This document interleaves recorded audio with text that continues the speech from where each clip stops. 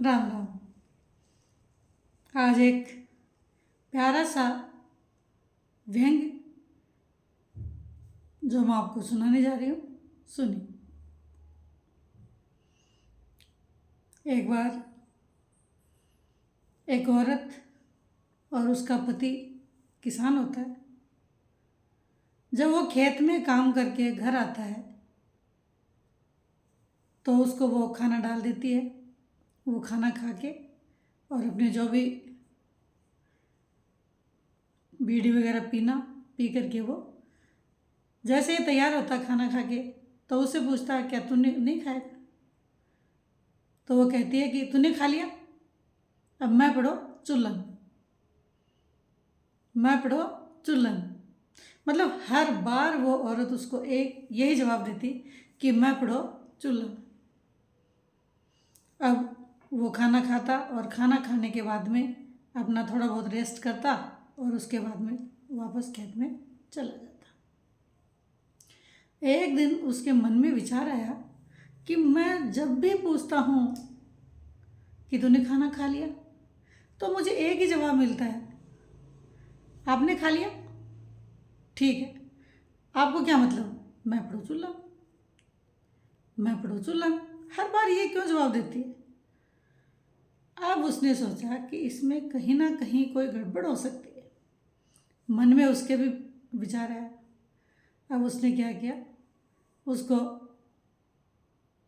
घर आने के थोड़ी देर बाद में जब उसने मौका देखा और दिन वो थोड़ा टाइम से फिक्स टाइम था उसका आने का खेत से, उस दिन क्या हुआ, वो थोड़ा पहले आ गया, टाइम से पहले आ गया।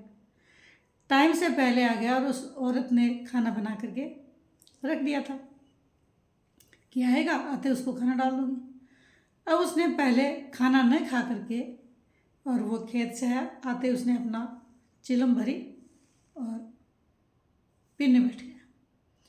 चिलम भरने के बाद में जब उसको मन में विचार आया कि बार बार वो ऐसे कहती है कि मैं पढ़ो चुल्लम, मैं पढ़ो चुल्लम, तो ये चूल्हे में क्या है, इसका राज मुझे आज जानना है। और उसने क्या किया, चूल्हे के पास गया और उसने चिमटा लिया और चिमटे से उसने जो चूल्हे में आग थी उसको वापस किया तो वो क्या देखता है कि एक मोटी सी रोटी बनाई हुई है और वो खीरों के बीच में दबाई हुई है और बिल्कुल सिक के तैयार हो रही है। उसने क्या किया, वो समझ गया कि इसी रोटी में इसका राज छुपा हुआ है कि मैं पढ़ो चुल्लन। अब उसने वो रोटी निकाली, रखी थाली में और उसको खा पी करके और डकार ली और खेत में जाने के लिए तैयार हो गए। इतने में ही उसकी पत्नी आ गई। उसने कहा कि खाना नहीं खाओगे? तो उसने कहा कि नहीं, आज मैं खाना नहीं खाऊंगा। आज तो हर बार कहती है ना कि भाई मैं पढ़ो चूल्हा में, मैं पढ़ो चूल्हा में। तो ऐसा है, आज जो मेरे लिए तूने रोटी बनाई थी वो तू खा लेना और आज तेरी जगह है, मैं चूल्हे में पड़ गया हूँ। उस औरत ने सोची कि आज तो कबाड़ा कर दिया इसने। वो बोली कि आज आप चूल्हे में कैसे पड़ सकते हो, मैं जब इतना काम करती हूँ और आप आते हो और खाना खा के चले जाते हो, आप मेरे लिए कभी सोचा आपने? मैं पढ़ो चूल्हा में और आप सुन करके चले जाते हो। तो उसने कहा कि मैं सोचता तो हमेशा हूँ कि हर बार यही जवाब मुझे क्यों मिलता है कि मैं पढ़ो चूल्हा में। आज मैंने देखा कि तूने क्या किया था और उसकी सच्चाई मैं आज जान गया हूँ। वो क्या करती थी, मोटी सी एक रोटी बनाती, आटा घी में लगाती और घी में आटा लगा करके उसका मतलब क्या कहेंगे, बाटी सी बना करके वो उस अंगारों में दबा देती और जब वो खूब अच्छे से सिक के तैयार हो जाती तो उसमें वो और घी डालती, मीठा डालती और उसका चूरमा बना करके वो खा जाती।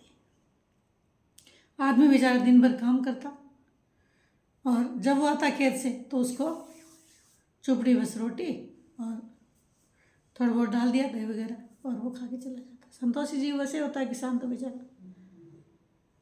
अब उस दिन वो उसको समझ गया इस बात को और उसने कहा कि आज आप नहीं, चूल्हे में मैं पड़ गया हूँ और आप मेरी वाली रोटियां खा लेना। तब उसको ये समझ में आई कि हाँ, उसने कहा कि शेर को सवा शेर जब तक नहीं मिलता है तो उसका मज़ा नहीं आता है। आज किसान ने भी वैसा ही किया और उसको बात को समझने में देर नहीं लगी।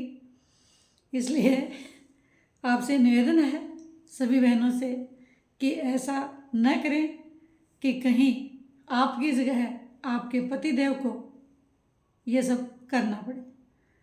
तो ईमानदारी से काम करो, क्योंकि वो भी आपका एक गाड़ी का दूसरा पहिया है।